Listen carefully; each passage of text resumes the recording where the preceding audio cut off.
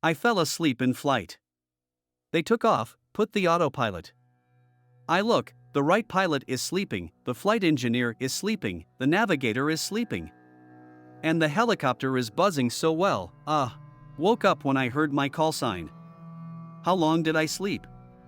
Maybe a minute, maybe a couple of seconds. It seems that the experienced pilot Oleg Chichkov still does not believe that this could happen to him. Before I start the video, I want to tell you that I opened a new channel, Visioner History, with interesting and mystical facts. You will definitely not be bored.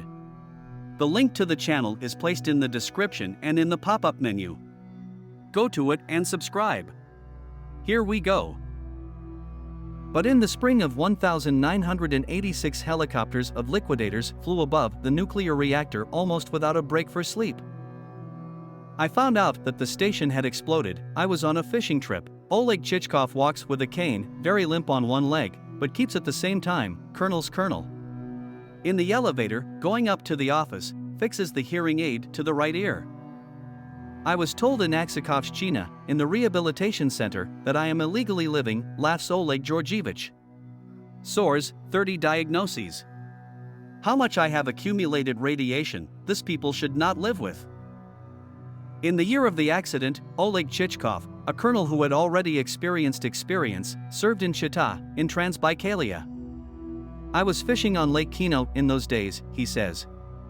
Probably, on the second day after the accident, I read a small note about the Chernobyl accident in the newspaper, but did not pay much attention to it. The next day I sit, fish, the UAZ comes, the chaperone is running, urgently to the headquarters. I came to the headquarters, and they say to me, pick up better pilots, with Mi-26, and in Chernobyl. There it is bad, we must save. The pilots were flown to Chernihiv, Ukraine. Oleg Chichkov explains why the crews for the Mi-26 had to be assembled from afar. At that time in the whole Union, according to his calculations, there were only about 30 crews who knew how to operate this helicopter in such a way as to cope with cargo on the suspension. From helicopters in Chernobyl were dropped lead, dolomite, boric acid in bags, anything that could extinguish the fire and reduce the release of radioactive substances. The Mi-26 3 TV cameras, it allowed you to drop the cargo extremely accurately. The pilot from the cab saw everything you need, explains Oleg Chichkov. And the other helicopters still had to be directed. A gunner was put on the roof of the Pripyat hotel, a helicopter gunner was flying behind. And our car was both accurate and airtight. On board the Mi-26 were radiometric counters. The extreme position of the arrow included 600 X-rays. During flights over the reactor, it often went off scale, especially in the early days. Among helicopter liquidators there were several helicopters for radiological and chemical reconnaissance, Mi-24RHR. One of them was equipped with new Japanese equipment, which could detect high doses. On the other side of the reactor, where naked plutonium rods protruded through the ruined wall, more than 3,000 X-rays were shattered. Flights without an account. The base for pilots was located on the outskirts of Chernobyl, 14 kilometers south of the nuclear power plant. The cargo was brought to this site to be dropped into the reactor. I always took off first, at 3.30, with the dawn. Flew over the fourth block and took measurements about the results there and then reported to Moscow, Oleg Chichkov recalls. For example, on the morning of May 6, there were 300 X-rays. As soon as something was thrown into the reactor, the radiation levels rose. Sometimes mastery was required. For example, the helicopter had to dip a fragile tube 2 millimeters in diameter into the vent of the reactor and 300 meters in length. So measured the temperature and other parameters of the processes that took place in the reactor. The operation was carried out by pilot Nikolai Volkozub on the Mi-8. Oleg Chichkov corrected his flight on his helicopter. In the same 1986, the magazine Youth will write about this case. Every evening after the flights, the pilots washed themselves in a field bath from large army tents. On the third day, all the camouflage, all the numbers, were washed off from the helicopters, because they were treated with an alcohol mixture, Oleg Georgievich adds. Then in the Aksakov district, liquidators met me, who said, we drank vodka every day, we need to be treated for nuclides. What's there to drink? It was frustrating because of the smell, the helicopter was so saturated with alcohol. For the account of irradiation at first issued pencils, pocket devices for the estimation of accumulated radiation.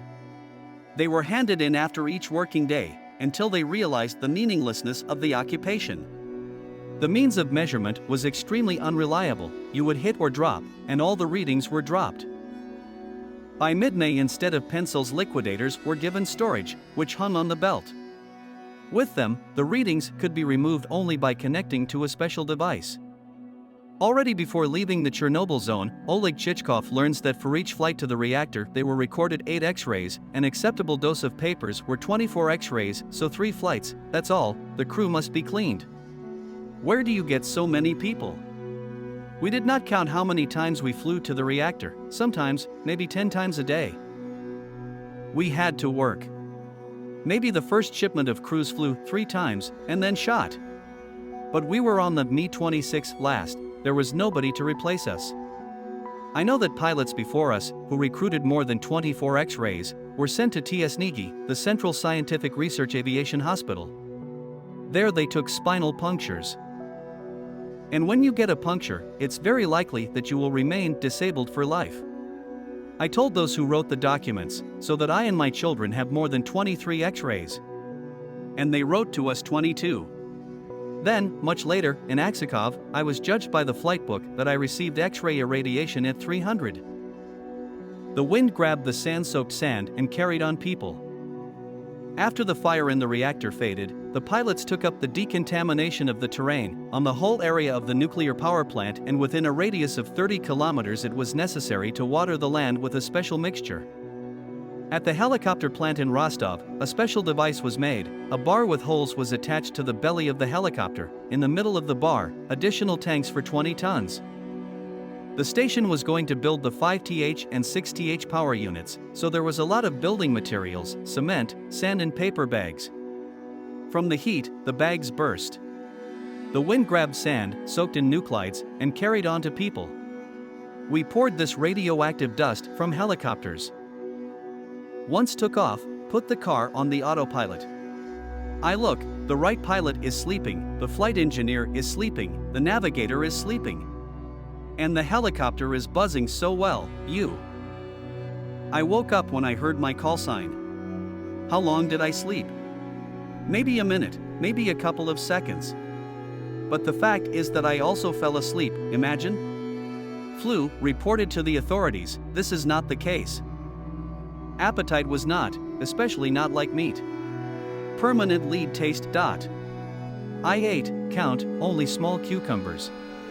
A bucket of plastic will be brought, I'll make sure of it with Ukrainian bread. A leaden smack sometimes appears even now. In the colonel's memoirs it is written, already at this time it was clear that the crews quickly dialed doses. 2 or 3 days, and to the hospital. Began to take action. Sheeted lead laid the floors of the cabin, and sometimes parachute cups in the seats of pilots. Chemists argued that 1 centimeter of lead reduces radiation twice. Liquidator Chichkov, who extinguished the fire in the reactor, had a third group of disabilities, for which benefits are currently not imposed in Belarus. I was given a second group, non-working. But I then had a pension of $38, and times such were that I could not work, 3 children, it was necessary to help. And I begged all the same to put me a third, working group. As the benefits were cancelled, I somehow asked what was there with the second group. And they say to me, the train left. Well, he left, so he left. I do not need anything. I'm not that kind of person who needs to beg for something, complain. I spat on everything, I live in pleasure. At home I do not sit by the steak, I go fishing, I drink vodka on holidays, I smoke till now, Oleg Georgievich laughs. I have 3 children, 3 grandchildren, all need time. What more do I need? I thank you for watching. Your support is very important to me. Your comments and thumbs up motivate me to release new videos on interesting topics. Subscribe and turn on notifications. See you in the new videos.